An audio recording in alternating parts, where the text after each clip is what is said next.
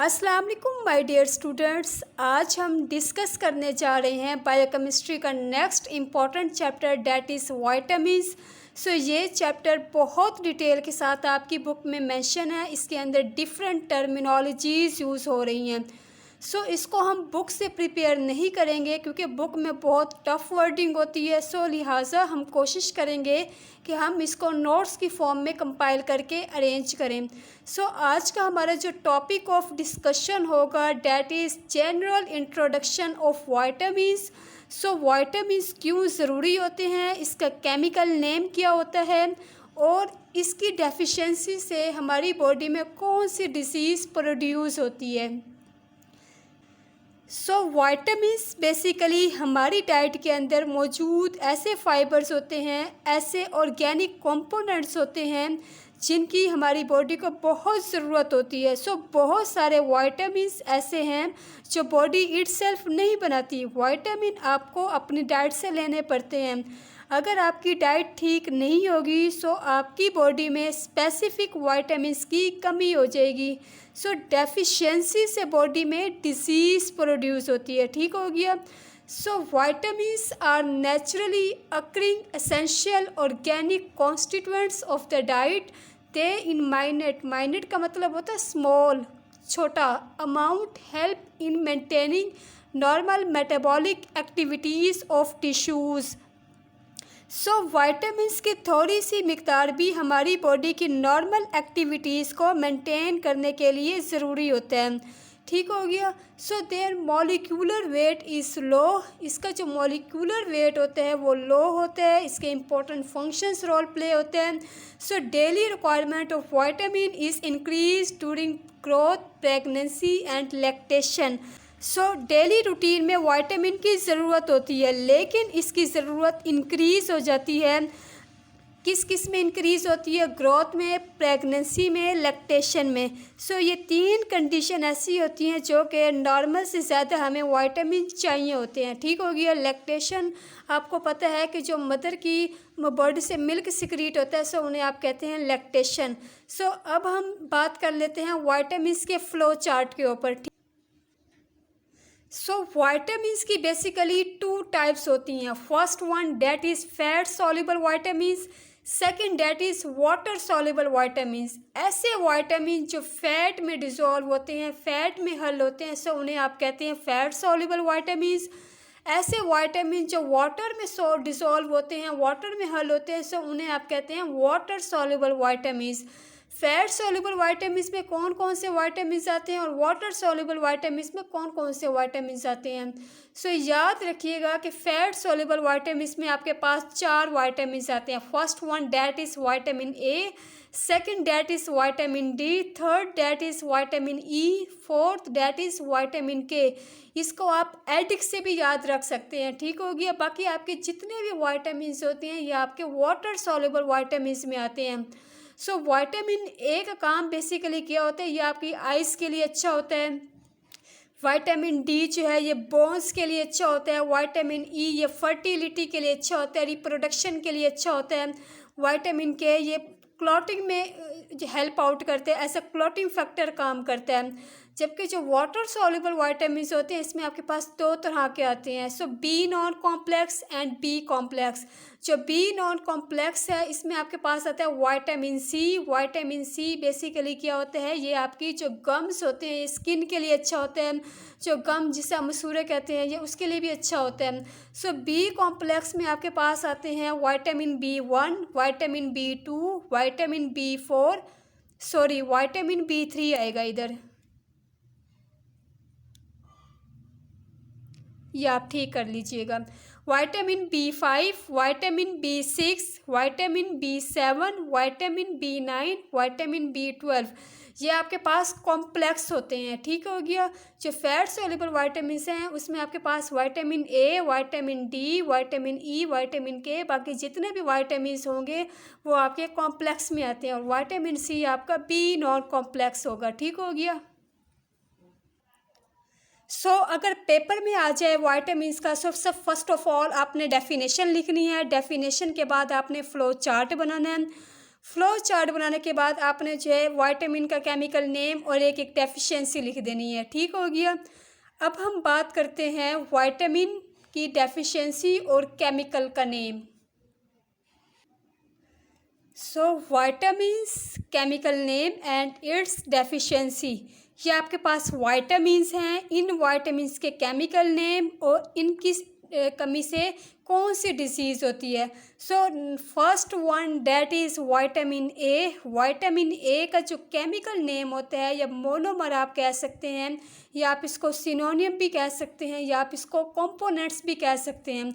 So vitamin A का जो chemical name होता है that is retinol. Retinol basically retina से निकला है। सो हमारी जो आइज़ की एक लेयर होती है, सो ये हमारी आंखों के लिए विटामिन ए बड़ा इम्पोर्टेंट होता है। अगर विटामिन ए रेटिना नहीं होगा तो क्या होगा, जिसकी वजह से हमारी आंख डैमेज हो जाएगी। सो फिर हमें कौन सी डेफिशिएंसी होती है, that is night blinders. So night blinders क्या चीज़ होती है, जैसे ही अंधेरा होना शुरू होता है मगरिब के टाइम, सो उसके बाद आप जो है आपकी रेटिना के अंदर विटामिन ए की कमी हो जाती है। सो जिसकी वजह से आँख फोकस नहीं कर पाती, सो आपको धुंधला नज़र आना शुरू हो जाता है। सो उसको आप कहते हैं डैट इज़ नाइट ब्लाइंडर्स। ठीक हो गया। अगर विटामिन ए की कमी हो जाए तो नाइट ब्लाइंडर्स होगी। विटामिन ए का जो केमिकल नेम होता है that is retinol. Next vitamin that is vitamin D. Vitamin D ये बोन्स के लिए बहुत अच्छा होता है। विटामिन डी का जो केमिकल नेम होता है डैट इज़ कैल्सीफिरोल। अगर विटामिन डी की कमी हो जाए तो फिर कौन सी डेफिशिएंसी कहलाती है, that is osteomalacia and second that is rickets. So osteomalacia क्या चीज़ होती है, ऑस्टियोमलेशिया बेसिकली ऐसी बीमारी होती है कि अगर बड़े में बोन्स वीक हो जाए, बोन्स कमज़ोर हो जाए, सो उन्हें आप कहते हैं ऑस्टियोमलेशिया। रिकेट्स एक ऐसी बीमारी है जो कि नॉर्मली तौर पर बच्चों में प्रेजेंट होती है। अगर बच्चों में बोन्स वीक हो जाए, कमज़ोर हो जाए, सो डैट इज़ कॉल्ड रिकेट्स। अगर बड़े में बोन्स वीक हो जाए that is called osteomalacia. So next vitamin that is vitamin E. Vitamin E का जो केमिकल नेम होता है that is tocopherol. So toco means child birth, pherol means bear बर्दाश्त करना। अगर विटामिन ई की कमी हो जाए तो कौन सी डेफिशिएंसी कहलाएगी, that is decrease fertility. Fertility का मतलब होता है रिप्रोडक्शन की सलाहियत। इट मीन्स दैट के मेल में स्पर्म्स की प्रोडक्शन कम होती है जबकि फीमेल में एग की प्रोडक्शन डिक्रीज होती है। सो डिक्रीज फर्टिलिटी का मतलब ये होता है कि फर्टिलिटी डिक्रीज हो जाए, यानी न्यू प्रोडक्शन प्रोड्यूस नहीं कर सकते। So next vitamin that is vitamin के। विटामिन के एज ए क्लॉटिंग फैक्टर काम करता है। विटामिन के का जो केमिकल नेम होता है डैट इज़ फाइलोक्विनोन। इसकी अगर डेफिशिएंसी हो जाए सो that is called हेमरिज।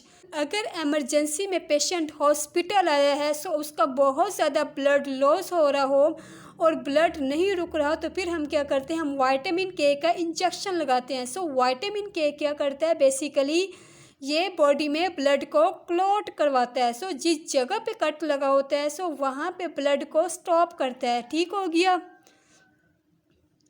So हेमरिज basically क्या है, haemorrhage is defined as excessive bleeding is called haemorrhage. It means blood का बहुत ज़्यादा लॉस हो जाना, that is called haemorrhage. Next vitamin that is vitamin C. Vitamin C basically ये आपकी skin के लिए बहुत अच्छा होता है। इसके अलावा जो आपके जो गम्स हो गए, मसूड़े, ये उसके लिए भी बहुत अच्छा होता है।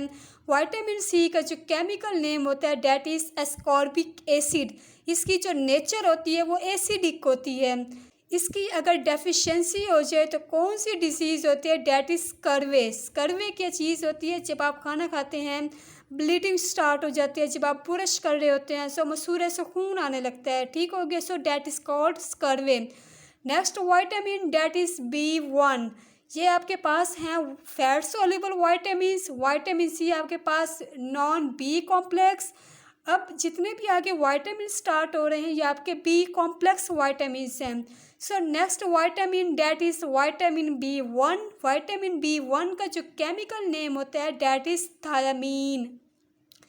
अगर विटामिन B1 की डेफिशिएंसी हो जाए तो कौन सी डिसीज़ होगी? डैट इज़ बेरी बेरी क्या चीज़ होती है? बेसिकली बेरी की टू टाइप्स होती हैं। एक होता है वेट बेरी, दूसरी आपके पास टाइप होती है ड्राई बेरी। सो जो वेट बेरी होते हैं, इसमें आपका जो कार्डियोवास्कुलर सिस्टम है, CVS सिस्टम है, जिसमें आपका हार्ट होता है, सो उसमें डिस्टर्बेंस क्रिएट होती है। इसमें क्या होता है बेसिकली कि जो हार्ट है, इसमें ब्लड की सर्कुलेशन में अब नॉर्मेलिटी आती है। सो दिल से ब्लड प्रॉपरली बॉडी को सप्लाई नहीं होता। सो जो आपका जो कार्डियोवास्कुलर सिस्टम है वो डिस्टर्बेंस क्रिएट करता है। जबकि ड्राई बेरी में क्या होता है कि आपका जो सेंट्रल नर्वस सिस्टम है, उसमें क्या होता है कि उसमें डिस्टर्बेंस क्रिएट होते हैं, अब नॉर्मेलिटी आती है, आपकी मसल्स वीक हो जाती हैं, एज अ इवन के पैरालिसिस भी हो जाता है। ठीक हो गया। सो याद रखना है आपने, बेरी की टू टाइप्स होती हैं, वेट बेरी और ड्राई बेरी। वेट बेरी में आपका कार्डियोवास्कुलर सिस्टम डिस्टर्ब होता है, जबकि ड्राई बेरी में आपका सेंट्रल नर्वस सिस्टम डिस्टर्ब होता है।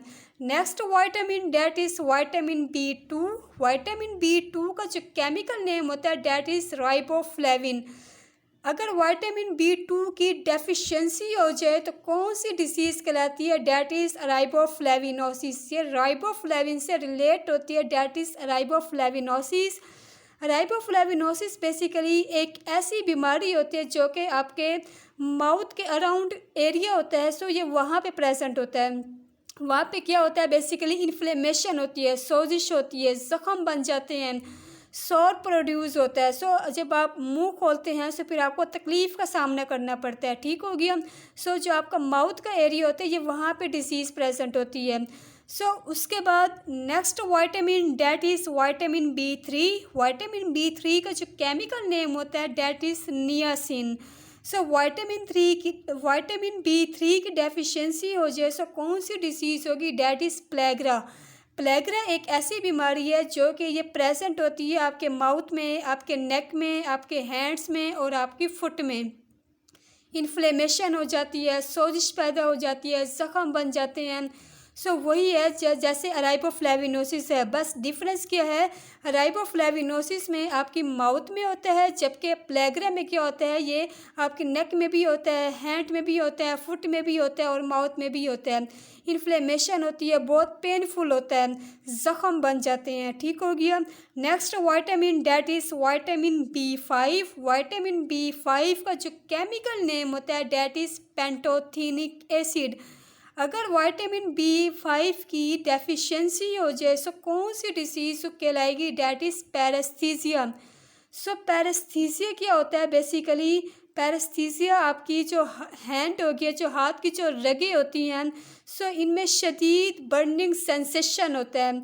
सो बहुत पेन होता है, इसमें इन्फ्लेमेशन अपेयर नहीं होती। इसमें क्या होता है कि आपकी जो नर्व्स होती हैं हैंड की, वो कंप्रेस हो जाती हैं, जिसकी वजह से मसल्स के अंदर पेन होता है। That is called paraesthesia. Next vitamin that is vitamin B6। Vitamin B6 का जो केमिकल नेम होता है that is pyridoxine. Vitamin B6 की डेफिशिएंसी हो जाए सो कौन सी डिसीज़ कहलाएगी? That is microcytic anaemia. So microcytic anaemia में क्या होता है कि RBC का जो साइज़ होता है वो ज़रूरत से स्मॉल हो जाता है, छोटा हो जाता है। माइक्रो नाम से बता रहा है स्मॉल, सिस्टिक आपका RBC का जो साइज़ होता है वो स्मॉल हो जाता है। Next vitamin that is vitamin B7। Vitamin B7 का जो केमिकल नेम होता है that is biotin. Vitamin B7 की अगर डेफिशिएंसी हो जाए तो कौन सी डिसीज़ कहलाती है? That is dermatitis.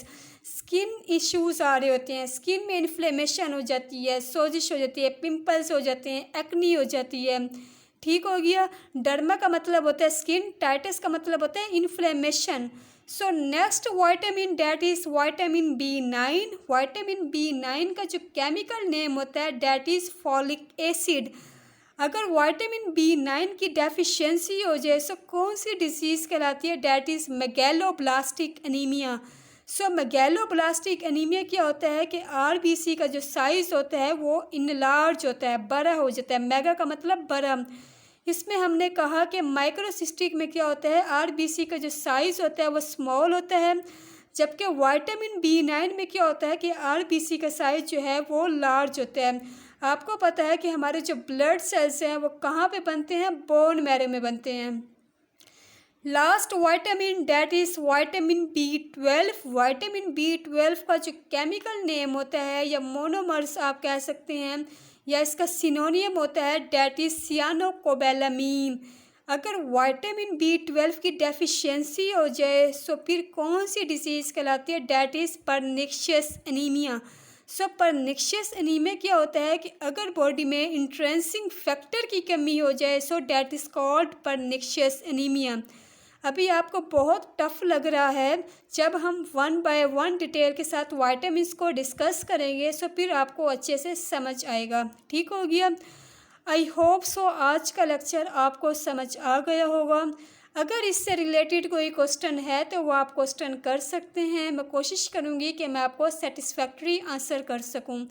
सो अगर आपको वीडियो पसंद आती है, वीडियो अच्छी लगती है, so please like and share this video and subscribe my channel. Thank you so much. अल्लाह हाफिज़।